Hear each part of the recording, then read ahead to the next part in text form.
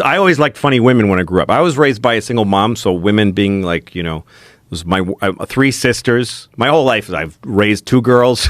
All my dogs have been women. Your dogs are women? Well, girls.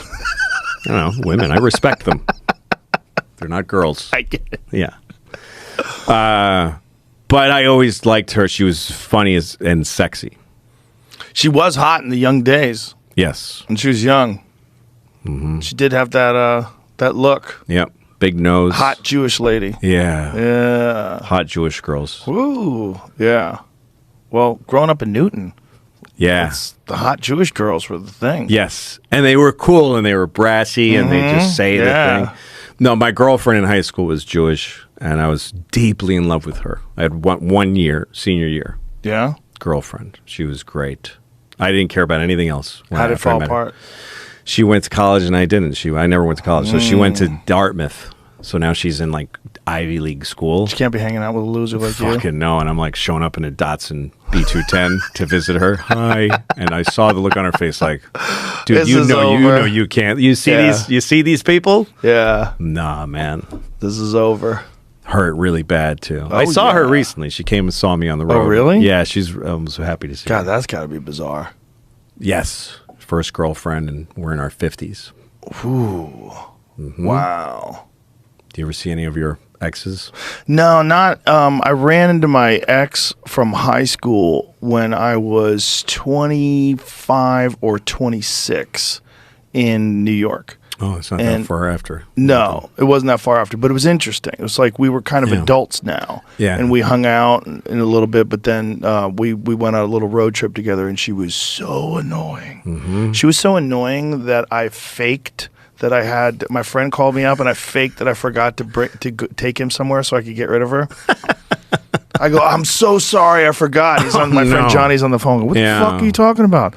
I go, dude, I forgot I'm supposed to take you there. I'm really sorry. Oh, I go, no. Listen, let me take care of it. I can still do it. Don't worry. I can take care of it. I told her, I'm really sorry, but I got to drive my friend. And I just like, God. I've lied to a lot of people.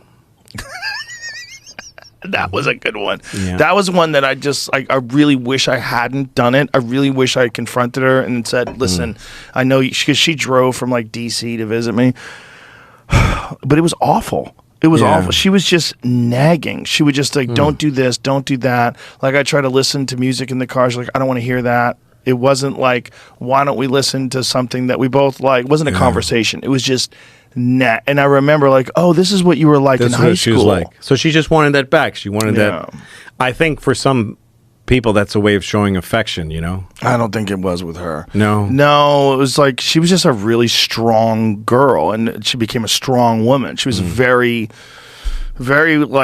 smart and just very rigid in what she wanted and what she didn't want, and she just was, for lack of a better term, she was a bitch. She just like... Well, and you were only 25. Yeah, and also I was free at the time. I mean, I was 25 and I was finally a professional comedian. I was actually making a living. I was doing comedy clubs. I was doing okay. I was, I mean, that gets back to the thing of life being normal and competing with comedy. You know? Because comedy is a weird life. It's too much fun. I was like, you're not going to drag me into this shit. I know where this goes. This goes to me being a henpecked husband. Yeah. And you're yelling at me because I didn't do what you wanted me to do. It's like, no, and you're sleeping until 2 PM if you feel like it. Right. And you're working. Oh, it's a joke to call it work. Yeah. You're hanging out with guys that you like and you're just out and meeting anybody you want, and you're in New York City. You're like living Miles Davis's life. Yeah. It was even worse than that because I was hanging out at pool halls too. Oh, yeah. So that was my pool hall days. So all day long, this is what my day was. I'd wake up whenever, I'd go to the gym, I'd get a workout in, and then I would go to the pool hall. And I would go to the pool hall in the afternoon, and I'd hang out with the guys. We'd play pool, we'd talk shit, we'd have some lunch or whatever, and then I'd go do shows. So I'd do shows at night, and then I'd come back to the pool hall at midnight, 1 o'clock in the morning, and it would be packed. And those fucking animals would be in there gambling and talking shit and doing drugs, and they would stay up till 5, 6 o'clock in the morning, and then we would go to the Star Diner in Mount Vernon, New York, and we'd eat cheeseburgers, and like a cheeseburger deluxe. It was a cheeseburger with like coleslaw slaw on it and pickles and onions.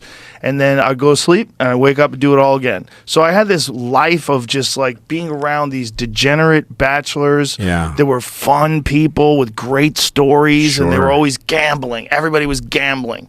And we're just playing pool all the time. And to this girl who's telling me, don't play that music. I don't like that music. I go, well, what do you like? Like, she was just like, everything was like, you know, No, I remember don't those- chew that way. Don't do this. Don't do that. Especially in New York, because it was wide open and it was infinite and open all night. And I remember those early years in my 20s living in New York, and I would do sets till 4 a.m. sometimes. It was like the improv on 44th and 9th, was like the last set was like 350 on a Saturday. It was something crazy like that. How many people were in the audience? None, like no, but like 350? barely anybody. But you kept going, you know, just all night shows. Like I had a motorcycle because you could get to shows faster through traffic. You could do 8, 9 shows a night. And then you just get paid cash, and I mean, it was a great life. And then me and like Kevin Brennan and Dave Attell and a guy named Dan Vitale, who just passed away, and a few other guys used to go to the diner on the Westway Diner on 9th Avenue. And the Westway was all the street came into Westway. Like everybody that's out hustling, you know, Midtown and Times Square. And back then, Times Square was still filthy. And so there was always like a table of vice cops and then like a table of transvestite hookers. And they're out on the street. They're after each other. But everybody goes to the same diner. So it's like Wile E. Coyote. Yeah, it's like Wile E. Coyote and the whatever. sheepdog. And they punch in. Yeah. How you doing, buddy? Morning, Sam. Yeah. It was Yeah. like that. And the cops always had their guns show, you know, their shoulder holster guns show. And there'd be a table of comics. Wow. And we would just sit there and eat fucking Greek food and, you know, and just hang out and watch this weird, you know. I was so happy then. I was just so happy. It's such a fun time. Yeah. You know, you don't really know what's going to happen. You hope that you make it. You hope you can continue to make a living. Yeah. But it's such a fun time of complete freedom. I really enjoyed that. I loved it. It was enough to pay my rent in New York City. And at the time, I liked New York City a little more than I do now because there was more like cool stuff like bookstores and Tower Records, and there was more movie theaters, and there was more off the wall culture and strange stuff to see, and more restaurants and diners. There's really not all night diners in Manhattan anymore.